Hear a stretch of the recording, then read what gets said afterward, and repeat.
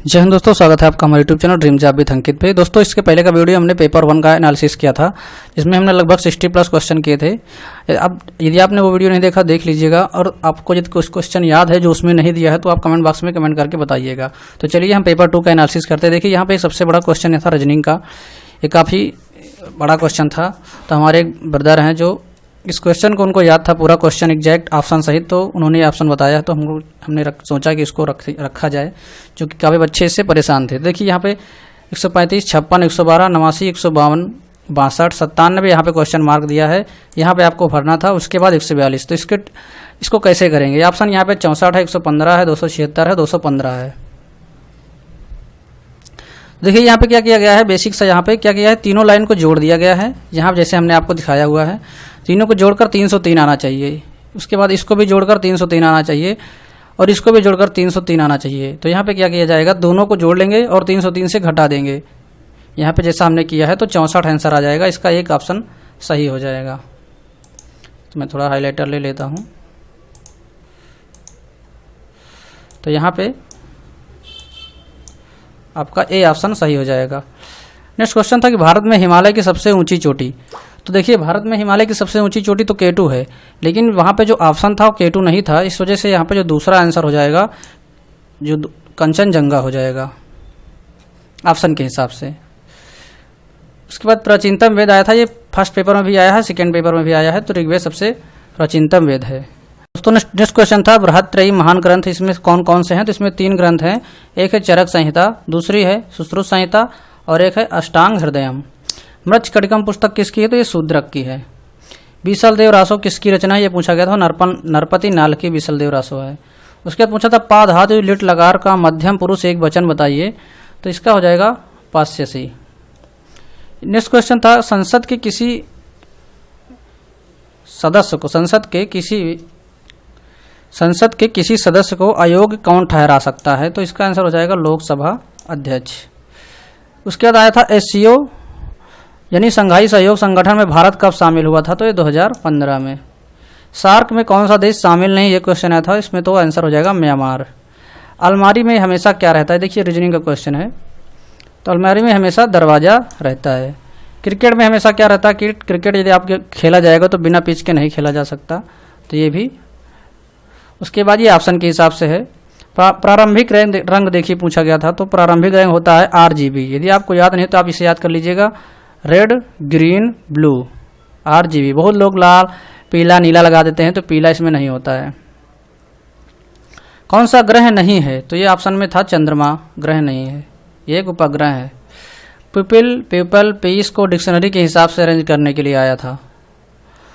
इसमें शायद पूछा गया था कि इसको अरेंज करिए, और अरेंज करने के बाद आप इसमें तीसरा जो वर्ड है वो कौन सा होगा, तो आपको ये बताना था। तो आप देख लीजिए इसमें कौन सा हो जाएगा। सबसे पहले नंबर पे आएगा, अब ये चूंकि PEA सबसे पहले नंबर पे आएगा। फिर उसके बाद E के बाद यहाँ पे देखेंगे तो O आएगा, तो ये दूसरे नंबर पे आएगा। और सबसे लास्ट में यहाँ पे ये आएगा। उसकी तरह 1/4, 1/8, 2/3। इसको कैसे सरल करेंगे? क्योंकि इसे इस तरह अनुपात में रहता है, तो इसको हम गुणा करके ऊपर 8 लिख देंगे, नीचे 1 कर देंगे।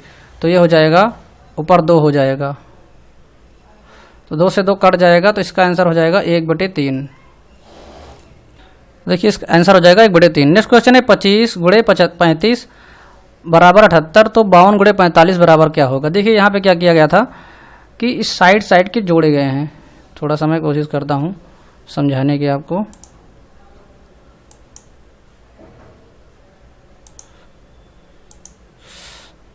ये इस 2 और इस 5 को जोड़ा गया है, 7 हुआ तो इसको यहाँ रख दिया गया।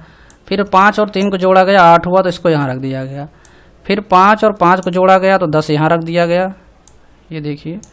और फिर उसके बाद 2 और 4 को जोड़ा गया तो 6 यहाँ पे रख दिया गया।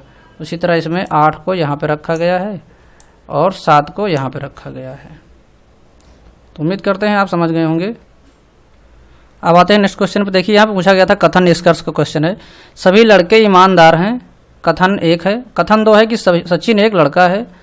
निष्कर्ष यहाँ पे पहला है कि सचिन एक लड़का है। निष्कर्ष 2 है सचिन ईमानदार लड़का है, यहाँ पे होना चाहिए।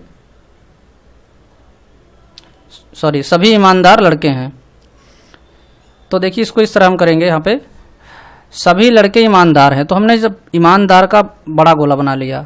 अब इसमें सभी लड़के, तो हमने पीला वाला जो था इसको हमको लड़के बना लिया। तो बी वाला, ये बी बॉयज़ है, ये हमारा लड़के वाला गोला हो गया। तो ये दूसरा निष्कर्ष हो गया हमारा, सचिन एक लड़का है।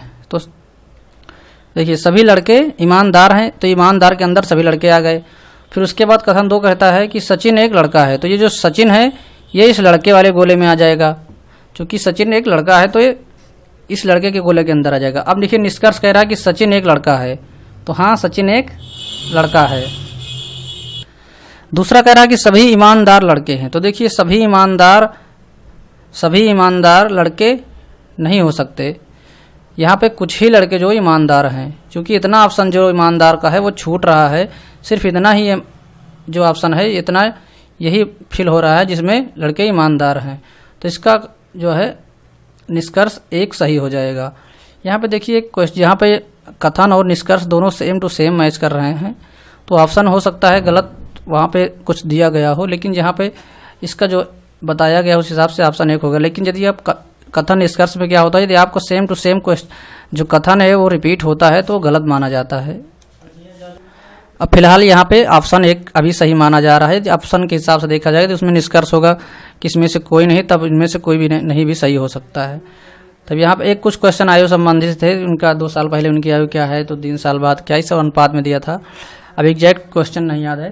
नेक्स्ट क्वेश्चन था योद्धा का संबंध तलवार से है, तो लेखक का संबंध किससे होगा। तो जिस तरह से योद्धा का संबंध तलवार से, उसी तरह लेखक संबंध कलम से होगा। अगला देखिए यहाँ पे सीरीज है 2, 7, 28, 63, 126। तो इसमें क्या क्या है, वो एक संख्या का क्यूब लिया है।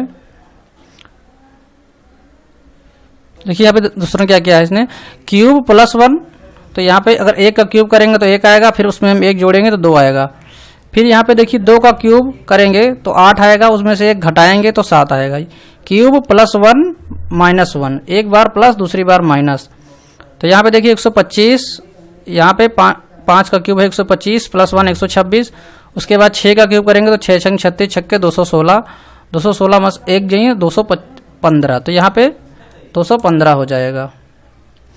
नेक्स्ट क्वेश्चन यहाँ पे 4, 12, 48, 140। तो देखिए 4 नहीं 12, फिर 12 चौक 48, इसके बाद 48 को आपको 5 से गुणा करना है, तो 48 पंजे 240 यहाँ पे हो जाएगा।